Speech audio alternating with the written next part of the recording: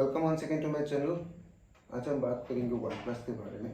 ऐसी कंपनी थी जो पहले एक टेक एंथुजियास्ट को टारगेट करता था, काफ़ी सक्सेस भी हुआ था, अभी भी सक्सेसफुल है। पर अभी टेक एंथुजियास्ट लोग, जो टेकी लोग हैं, वो वन प्लस को ज़्यादा प्रेफर नहीं करते। वो वन प्लस छोड़ के आईफोन में या पिक्सल में या सैमसंग में शिफ्ट हो रहे हैं।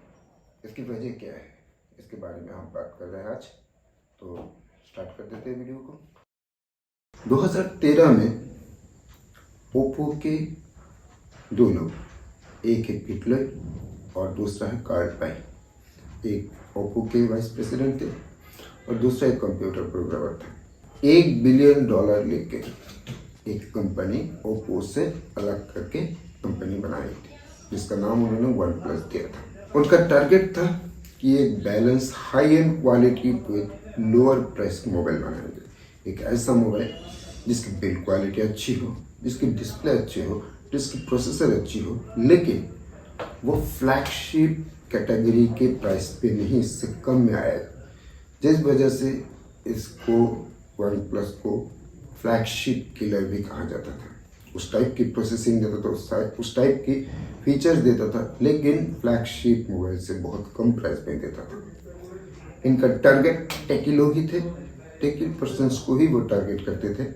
और जो टेक्निकल एक्सपर्ट, जो मोबाइल के बारे में ज़्यादातर जानते हैं टेक्निकल चीज़ों को, उनको ये बहुत पसंद आया।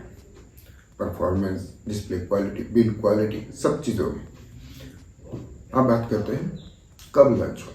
2013 में तो ये कंपनी स्टार्ट की, लेकिन 2014 की अप्रैल में इन्होंने पहला फ़ोन लॉन्च किया था, वन प्लस वन, जो इन्वाइट सिस्टम में बिका था। अमेजोन में मिलता था, इन्वाइट सिस्टम में उसको मिल रहा था। और जिन जिन को इन्विटेशन मिले हैं उनको रेड कबल क्लब यानी कि वन प्लस की जो उन्होंने एक काम किया था, कम्युनिटी बना लिया था, उस कम्युनिटी में मेंबर के तौर पर उनको लिया गया था। वन प्लस वन के बाद वन प्लस वन जो है वो साइनोजन ओएस के साथ आता था, लेकिन तब एक दिक्कतें हो गई थी। तो साइनोजन वालों ने बताया कि मैं आपके वो ये साइनोजन ओएस यूज़ करने की परमिशन नहीं दे सकता हूँ, आप हटा लो। तो वन प्लस टू से तब जन्म हुआ ऑक्सीजन ओएस की, जो एक क्लीन एंड्रॉयड था, कोई ब्लूटूथ नहीं है। वो स्टॉक एंड्रॉयड के ही तरह था, लेकिन उसके ऊपर एक लेयर लगा के, हल्का सा स्क्रीन लगा के एक ओएस तैयार किया गया था, वो है ऑक्सीजन ओएस। वही एक वन प्लस के सक्सेस की बहुत बड़ी पॉइंट है। वन प्लस टू में उन्होंने टाइप सी कनेक्शन भी दे दिया, टाइप चार्जिंग के लिए टाइप सी पोर्ट दे दिया। बहुत क्रिटिसिज्म मिला था इसको, लेकिन अब देखो कि टाइप सी जो कनेक्टर है वो स्टैंडर्डाइज हो गया है मार्केट में। उनकी पहली इनोवेशन थी। जब 2016 में वन प्लस 3 लॉन्च हुआ, तब इन्होंने वन प्लस वन और वन प्लस टू इन दोनों को डिसकंटिन्यू करके प्रोडक्शन उनकी बंद कर दी। वन प्लस एक ऐसी कंपनी थी जिन्होंने पहली बार पॉपअप कैमरा की स्टार्टिंग किया, जिन्होंने पहली बार 90 हर्ट्ज रिफ्रेश रेट यानी कि रिफ्रेश रेट इंक्रीज करने की जो बात है, उन्होंने मोबाइल पे उन्होंने पहली बार चालू किया था। तो कुल मिलाकर बात यह है कि एक ऐसा टाइम था जब वन प्लस कोई भी फ़ोन लॉन्च करता था तो टेकी पर्सन जो है उनको एक अलग सा इंतज़ार रहता था। वो क्रेजी थे कि क्या आएगा, कुछ नया आएगा, कुछ डिफरेंट आएगा, क्योंकि वन प्लस ऐसे ही काम करता था। और सबसे इंटरेस्टिंग बात है, उसके प्राइस बहुत कम थे, फ्लैगशिप मोबाइल से बहुत कम थे, और फ्लैगशिप कैटेगरी की वो परफॉर्मेंस देता था, जिसकी वजह से टेकी पीपल को बहुत ज़्यादा एक अटेंशन थी।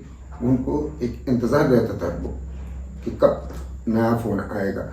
वो साल में 2 फ़ोन ही लॉन्च करते थे, कभी कभी बीच में एक टी सीरीज़ का भी लॉन्च कर दिया करता था। उन्होंने 3 के बाद 4 को स्किप कर दिया। इसकी कुछ सुपरस्टिशन है, अलग वजह है, वो हम इस पर बात नहीं करेंगे।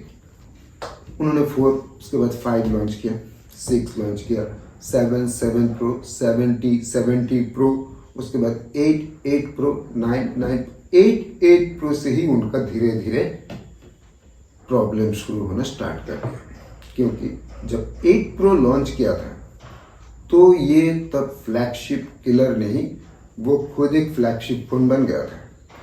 प्राइस बहुत ज़्यादा बढ़ गया था। 7 प्रो से 8 प्रो की जो प्राइसिंग डिफरेंस है तकरीबन 15 to 20,000 रुपीज़ का आ गया था। तो ये अब तब से ये फ्लैगशिप किलर नहीं, ये फ्लैगशिप मोबाइल ही बन गया। और भी दिक्कतें आई थी, डिस्प्ले में दिक्कत आई थी, 8 प्रो में बहुत सारी प्रॉब्लम्स आई थी। उन्होंने धीरे धीरे सॉफ्टवेयर अपडेट से इसको सॉल्व कर दिया। जब 9 प्रो आया, 9 प्रो में उन्होंने एक काम की, उन्होंने हैसेलब्लैड के साथ कोलैबोरेशन कर लिया। अब देखो, हैसेलब्लैड एक बहुत बड़ी कंपनी है जो सिर्फ कैमरा बनाती है। हैसेलब्लैड की जो एक लेंस है उतने साइज का तो एक मोबाइल आ जाता है, तो उसमें एक मोबाइल में हैसेलब्लैड की क्या डालेंगे? लोगों ने तो सोच के रखा था हैसेलब्लैड का लेंस भी डालेंगे, कैसे पॉसिबल है? पॉसिबल ही नहीं है। तो हैसेलब्लैड की उसने क्या किया, हैसेलब्लैड की कलर सेंस को यूज़ किया ताकि नेचुरल कलर आ सके फोटो में। इतना ही हैसेलब्लैड का था। इसके लिए बहुत सारी पैसा हैसेलब्लैड को देना पड़ा। वो अपनी जेब से तो देगा नहीं भाई, वो आपकी जेब से ही कटेगा। तो जाहिर सी बात है प्राइस पॉइंट को ज़्यादा हाइक करना पड़ा, बढ़ाना पड़ा प्राइस को। ये हैसेलब्लैड से प्रैक्टिकल लाइफ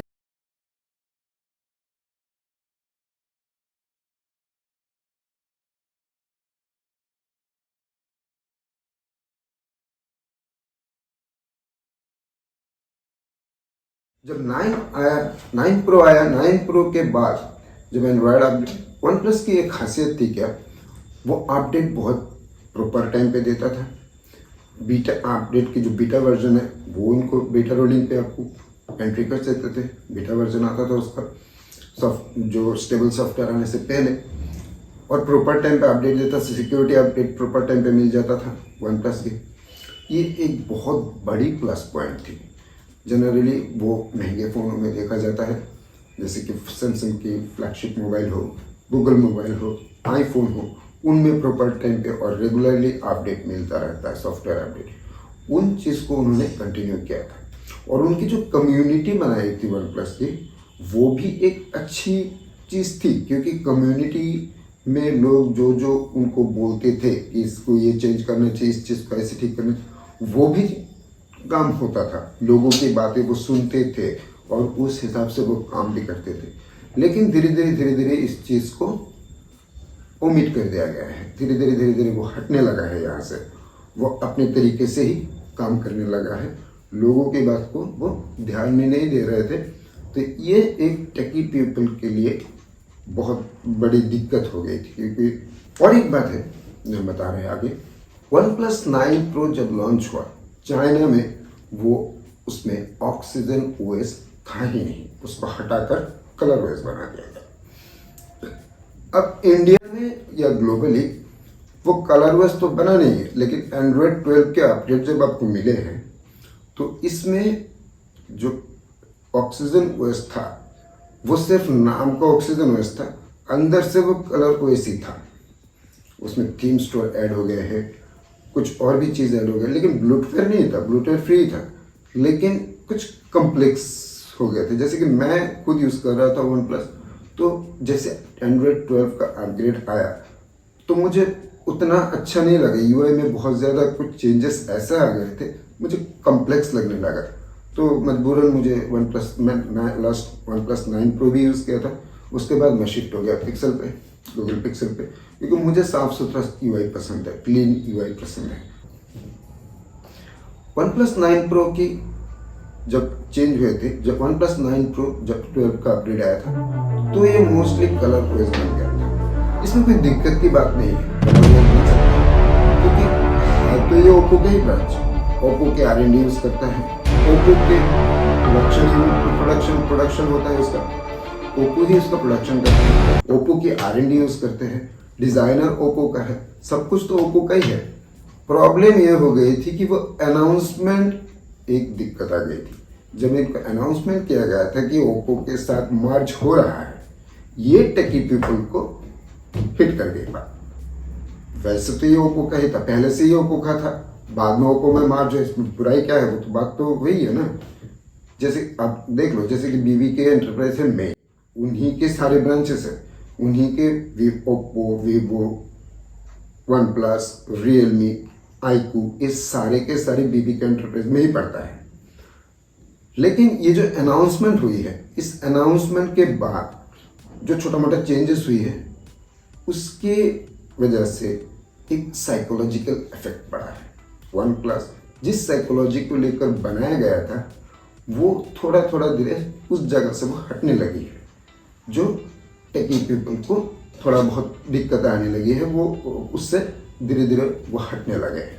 वन प्लस की और एक खासियत थी मोबाइल में, उनकी अलर्ट स्लाइडर, जो खासकर आईफोन में आती है। उन्होंने पहले से ही इस अलर्ट स्लाइडर का चालू किया था। किसी एंड्रॉयड फ़ोन में अलर्ट स्लाइडर नहीं मिलता था, सिर्फ वन प्लस पे ही मिलता था। लेकिन वन प्लस 10 मार्च के टाइम पे उन्होंने आखिरी चीज़ है उसको भी हटा दिया, अलर्ट स्लाइडर से भी हटा दिया। तो कहने का मतलब ये है कि जो स्पेशलिटी थे वन प्लस के, वो सारे स्पेशलिटी धीरे धीरे हटने लगे। वो एक चाइनीज ब्रांड की तरह होते, जैसे ओप्पो होते, वीवो होते, रियलमी होते, शाओमी होते, उनकी तरह हाँ, ये फ्लैगशिप कैटेगरी के ब्रांड बन गए। दूसरी दिक्कत तब आई है जब इन्होंने नोट सीरीज को चालू किया। उनकी जो फाउंडर है कार्ल पेक, उन्होंने कहा जाता है कि वो नहीं चाहते थे कि नोट सीरीज चालू हो, क्योंकि नोट सीरीज इसलिए बनाया गया था कि जो लोग वन प्लस की मोबाइल यूज़ करना चाहते हैं लेकिन इतना पैसा दे नहीं सकते हैं, इसके लिए एक कम प्राइस में वन प्लस की फ़ोन लॉन्च किया जाएगा जिसमें कॉस्ट कटिंग किया जाएगा। नोट बहुत ज़्यादा बिकी थी, नोट सी भी बहुत ज़्यादा बिका था। कहने का मतलब ये है कि जो वन प्लस जिस फिलॉसफी को लेकर शुरू हुआ था, वो फिलॉसफी अब नहीं है। वो एक टाइम पे फ्लैगशिप किलर थे, अब वो एक खुद फ्लैगशिप मोबाइल बन गया है। ओप्पो के लिए ये बेनिफिट हुआ क्योंकि ओप्पो ने इसको स्टार्ट तो किया था, अभी वो एक अच्छा खासा ब्रांड बन गया है। अब ये ओप्पो इस ब्रांड के नाम को यूज़ करके बिजनेस कर रहा है। ओप्पो के साथ मार्च हुआ, ये कोई बहुत बड़ी गलती नहीं है। ओप्पो के साथ मार्च क्या हो रहा है, वो तो ओप्पो से ही निकला हुआ है। आप बहुत सारे वन प्लस फ़ोन उठा लो, उसकी डिज़ाइन किसी ना किसी ओप्पो के मोबाइल के साथ मैच करता ही है। अभी भी वन प्लस सक्सेसफुली है, उनका बिजनेस बहुत बढ़िया चल रहा है, सेलिंग भी अच्छा चल रहा है। लेकिन वो पहले जो टेक एंथुसिस्ट को टारगेट करता था, वो बात अब उसमें नहीं रहा। अब देखो आगे क्या होता है। अभी तो वन प्लस 11 प्रो लॉन्च होने वाला है, शायद चाइना में लॉन्च हो भी गया है। उम्मीद करते हैं कि वन प्लस वैसे ही जगह पर वापस आए। अब आएगा कि नहीं आएगा ये तो हमें नहीं पता, हमसे बात कर सकते हैं। तो इस वीडियो में यही बात करनी थी कि वन प्लस किस जगह से स्टार्ट हुआ था और कहाँ पे आके ख़त्म हो गया। तो आपसे यही बात करनी थी वन प्लस के बारे में, वन प्लस की हिस्ट्री के बारे में भी हमने कुछ बताया। अगर इन्फॉर्मेशन अच्छी लगी तो लाइक ज़रूर कीजिएगा और चैनल को सब्सक्राइब कर दीजिए।